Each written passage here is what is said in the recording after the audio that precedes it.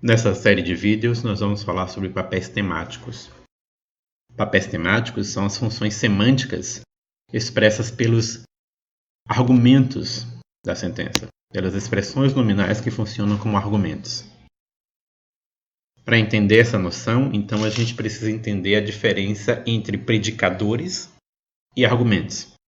Então, predicadores ou predicados são palavras que requerem a presença de outros itens. Por exemplo, o verbo chover não existe a presença de nenhum outro participante, ele é suficiente em si para expressar o evento. Mas um verbo como correr precisa necessariamente de um participante para exercer a função do corredor. Então, o verbo corre pede um alguém, como no exemplo na tela. Já o verbo construir exige dois participantes. Exige um alguém para ser o construtor e um algo para ser a coisa construída. Então, alguém constrói algo. Bem, existem vários papéis temáticos na literatura linguística sobre o assunto. O número dos papéis temáticos também varia de autor para autor. Há autores que consideram um número maior e um número menor de papéis temáticos. Nós vamos falar sobre vários deles nesses vídeos, mas neste nós vamos falar de 3 deles. Vamos começar falando sobre o papel temático de agente, de causador e de instrumento. E em outros vídeos vamos falar sobre os demais tipos de papéis temáticos. A definição do papel temático de agente vai variar de autor para autor. Mas a maioria dos autores assume uma definição que diz que agente é uma entidade animada que desencadeia a ação, ou que pratica a ação, que exerce a ação da sentença. Como nos exemplos na tela. Em Maria comprou a moto, Maria é agente em relação à ação de comprar. Em o cachorro correu por todo o quintal, o cachorro é agente em relação à ação do verbo correr. Em José roubou um banco, José é agente da ação de roubar. E em o policial prendeu José, o policial é o agente da ação de prender. Uma observação importante é que nós vamos usar, na maioria dos exemplos, argumentos de verbos. Então, o agente, por exemplo, vai ser agente da ação expressa por um verbo. Mas não são apenas verbos que atribuem papel temático. Nós temos outros elementos também que atribuem papéis temáticos. E um nome, um substantivo, também pode ter um argumento e também pode ter papel temático de agente, por exemplo. Em 5 na tela, vemos que os bárbaros são agente em relação ao verbo invadir. Mas em 6, os bárbaros continuam sendo agentes em relação ao substantivo invasão. Então, a invasão dos bárbaros, invasão é uma ação, é um evento agentivo, e os bárbaros são os agentes dessa ação de invasão. Essa definição de agente como uma entidade animada que exerce ou pratica uma ação levanta a seguinte pergunta: e as entidades inanimadas? Elas são agentes ou não são agentes? Bem, há alguns poucos autores na literatura que assumem uma definição mais ampla de agente como qualquer entidade animada ou inanimada de provocação. Mas essa tende a ser uma posição minoritária e mais antiga, na verdade. A maioria dos autores que lida com papéis temáticos e lida com esse tipo de função considera que agentes seriam apenas as entidades animadas ou entidades usadas, como se fossem animadas.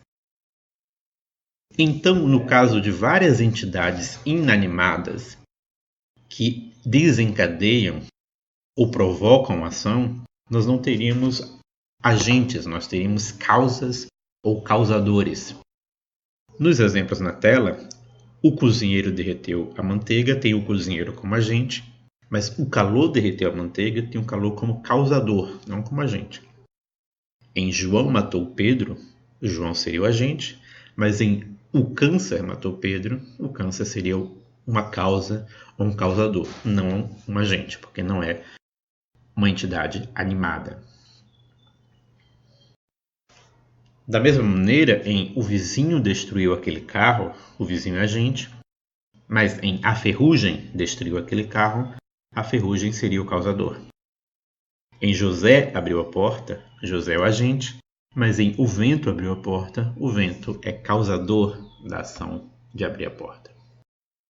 Mais um par de exemplos. O sabotador afundou o navio, tem um sabotador como agente, mas a tempestade afundou o navio, tem a tempestade como causador.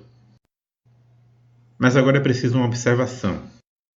Entidades coletivas, por exemplo, elas podem ser consideradas como agentes. Então, a Marinha afundou o navio, a Marinha pode ser considerada perfeitamente como agente, porque na verdade a Marinha diz respeito a um conjunto de seres animados, seres humanos, na verdade. Já a tempestade afundou o navio, a tempestade é um causador.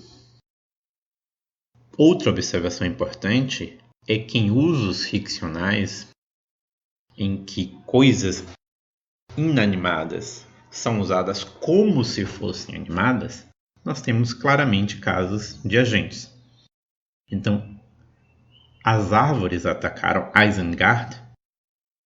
Na história do Senhor dos Anéis, por exemplo, as árvores são entidades no filme e no livro, são entidades animadas, que andam, falam e, inclusive, lutam. Então, são agentes. No exemplo, a montanha matou o alpinista, no sentido apenas de que o alpinista estava tentando subir a montanha e que o esforço foi muito grande, a dificuldade foi muito grande e isso levou à morte dele, a montanha apenas causa, é o causador. Mas num caso ficcional em que a montanha falou com os elfos, a montanha aí está sendo humanizada, está sendo tratada como um ser animado, então ela seria um agente. Notem agora uma questão. Nos exemplos que nós apresentamos até agora, os mesmos verbos aceitam tanto o papel temático de agente quanto o papel temático de causador. Então, diante disso, nós temos a seguinte pergunta, a seguinte questão. Será que é realmente necessário distinguir entre esses dois papéis temáticos? Será que a gente precisa, de fato, de um papel temático de agente e de um papel temático de causador? Ou será que seria melhor considerá-los apenas como um único papel temático? Ou seja, a gente poderia simplesmente adotar uma definição mais ampla de agente. Agente é qualquer entidade que provoca, desencadeia uma ação. E isso serviria para tanto casos animados quanto inanimados. Bem, como resposta a essa dúvida, a gente pode apontar o seguinte. De fato, existem muitos verbos que aceitam tanto agentes quanto causadores, mas também existem verbos que aceitam apenas agentes e não aceitam causas. Então, por exemplo, o verbo matar aceitaria um agente ou um causador. Os bandidos mataram o vizinho, ou as drogas mataram o vizinho. Mas um verbo como assassinar, por exemplo, aceita apenas agente.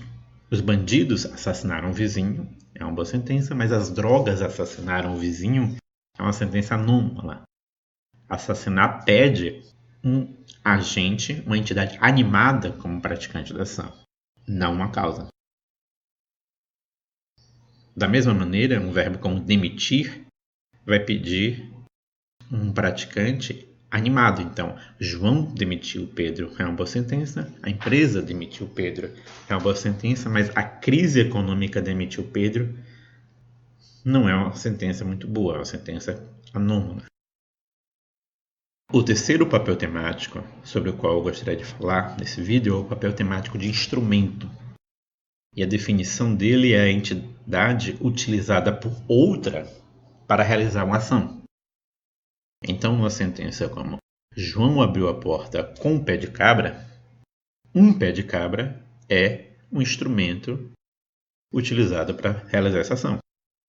Em Maria derreteu o gelo com um maçarico é um instrumento utilizado para a ação de derreter.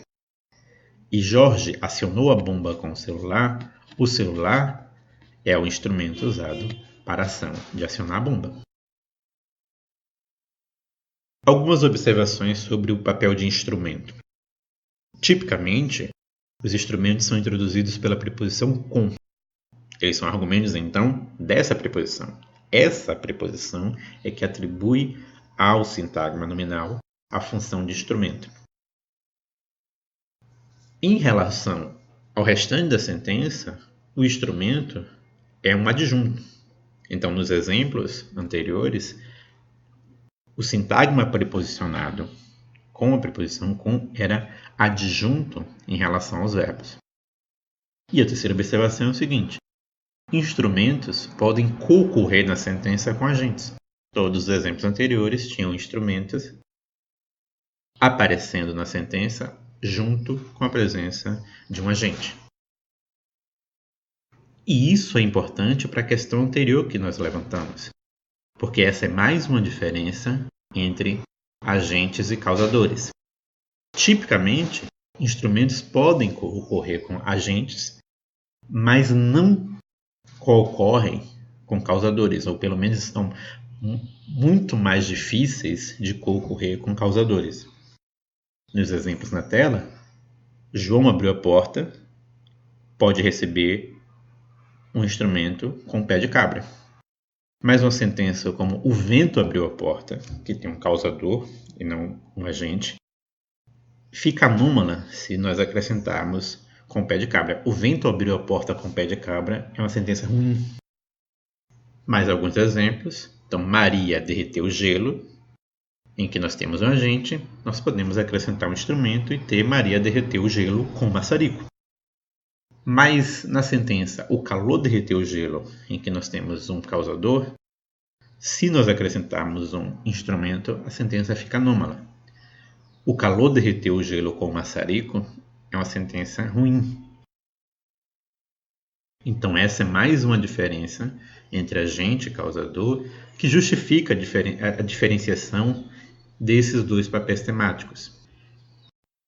Por fim, apesar de o instrumento ser tipicamente adjunto em relação ao predicado principal, há alguns verbos que permitem que o instrumento seja promovido ao sujeito da sentença.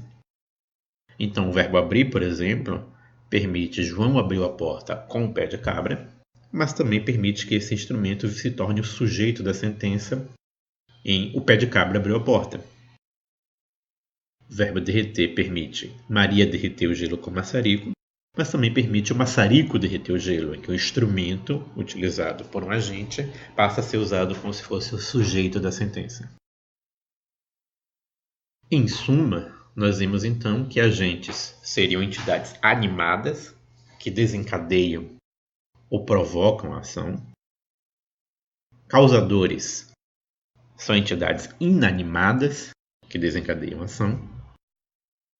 E instrumentos são entidades utilizadas por outra para desencadear a ação. Vamos ficar por aqui, mas nos próximos vídeos vamos falar sobre mais papéis temáticos, a começar pelo de experienciador, pelo de paciente e pelo de tema. Se você gostou do vídeo, clique em like, inscreva-se no canal e compartilhe. Até a próxima e Deus abençoe a todos.